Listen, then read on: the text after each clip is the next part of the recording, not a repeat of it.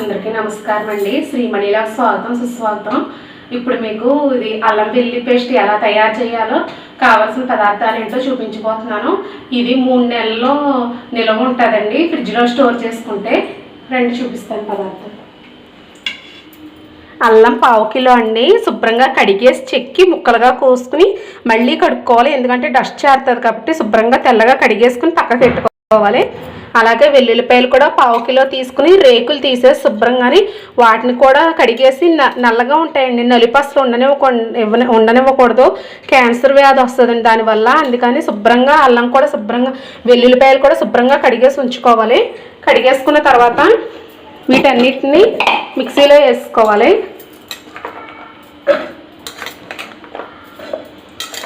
అల్లం 1/2 కిలో, వెల్లుల్లి 1/2 కిలో అండి.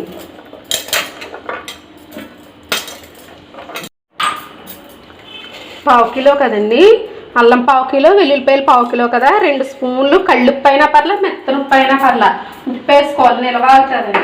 మనం ఫ్రిడ్జ్లో స్టోర్ చేసినా కానీ ఇది ఒక్కొక్కసారి ఫ్రిడ్జ్ సరిగ్గా లేకపోయినా పాడవదండి అసలు. పసుపు స్పూను,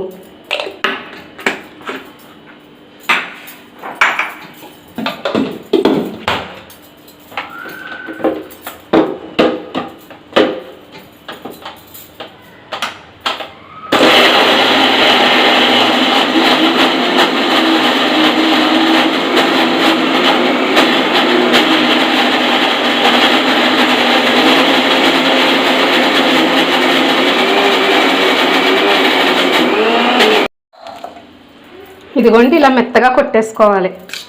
ఇది వెజిటేరియన్ కర్రీస్లో కానీ, నాన్ వెజ్ కర్రీస్లో కానీ, బిర్యానీలో కానీ దేంట్లో అయినా వాడుకోవచ్చు. ఇది చాలా టేస్ట్ కూడా ఉంటుందండి. ఇలా మనం సొంతంగా తయారు చేసుకున్నది ఇలా ఇంట్లోనే మనకు కుదిరినప్పుడల్లా తయారు చేసుకుని 3 నెలలు ఉండేటట్లు స్టోర్ చేసుకోవచ్చు.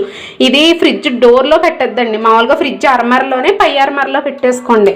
అది మీకు 1/2 కేజీ చేసుకున్నా 6 నెలలు వస్తుంది. మీరు వాడుకునే దాన్ని బట్టి ఉంటుంది. 1/2 కిలోకి 1/2 కిలో అల్లం వేసుకోండి. 1/2 కిలో వెల్లుల్లిపాయలు తీసుకుంటే 1/2 కిలో అల్లం తీసుకోండి.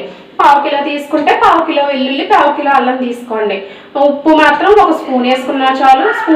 పసుపు కూడా 1 స్పూన్ వేసుకున్నా చాలు. మీ ఇష్టం, అది మీరు చేసుకునే దాన్ని బట్టి ఉంటుంది.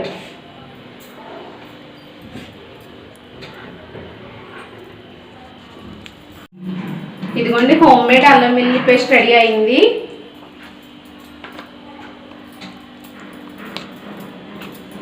అల్లం, వెల్లుల్లి, ఉప్పు, పసుపు మనం వేసిందల్లా అంతే. ఫ్రిడ్జ్లో స్టోర్ చేసుకుంటే నిల్వ ఉంటుంది.